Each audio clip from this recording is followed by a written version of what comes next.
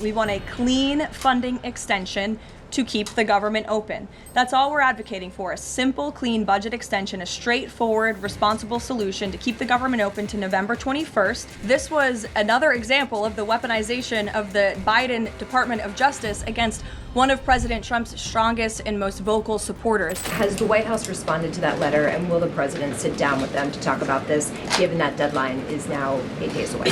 Discussions are ongoing with both Republican and Democratic members of Capitol Hill. I don't have any meetings or any scheduling updates for you today, but what I will share is that what this White House wants and what Republicans want, we want a clean funding extension to keep the government open. That's all we're advocating for, a simple, clean budget extension, a straightforward, responsible solution to keep the government open to November 21st and allow the full year appropriations process to move forward. And I will add, this is the same budget that the Democrats approved 6 months ago, just adjusted for inflation. And unfortunately, all of a sudden now, they want to shut down the government. And if the government is shut down, it's only going to, it will be the fault of the Democrats, and it will only hurt the most vulnerable in our country, our seniors, our veterans, our military families, and increasing security for members of Congress, which is something this White House and the administration supports. And if you look back at the statements made by Chuck Schumer and Hakeem Jeffries in the past, they too have advocated against a shutdown and for keeping the government open. Democrat Chuck Schumer himself said a shutdown would mean chaos and pain and needless heartache for the American people. He said once, avoiding a shutdown is very good news for the country, for our veterans, for parents and children, for farmers, and for small businesses. Hakeem Jeffries also said it's about the harm. Families will be hurt if there is a government shutdown. Farmers will be hurt. Holiday travel will be impacted. Democrats clearly know what the right thing to do is here. It's to join with Republicans to pass this clean funding extension.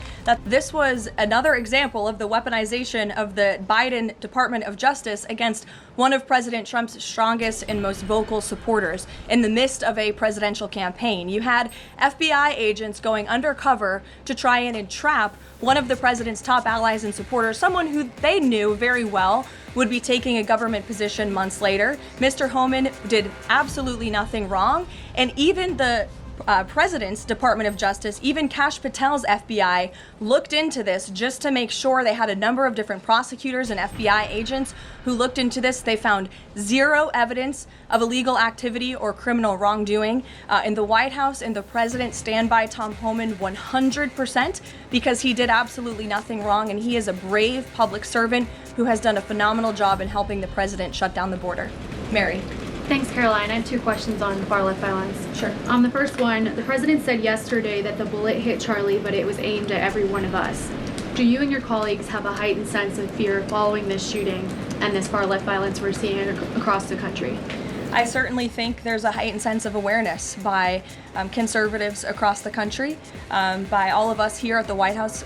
Again, as I said to Monica, many of us were personal friends with Charlie and had involvement with Turning Point before we came and served our government in this way. So certainly it's a very shocking incident, and I think it's very unfortunate that those of us who work in this movement have to think about violence just for speaking our minds and for supporting President Trump.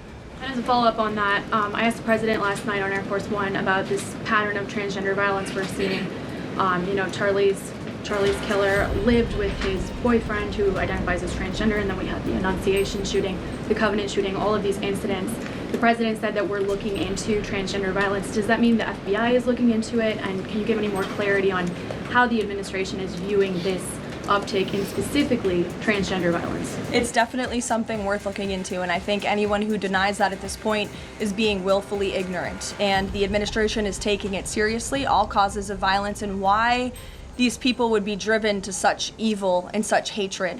And there's probably many answers to that question, but the administration is really focused on all of them. For individual investigations and cases, of course, the FBI and the Department of Justice are leading those.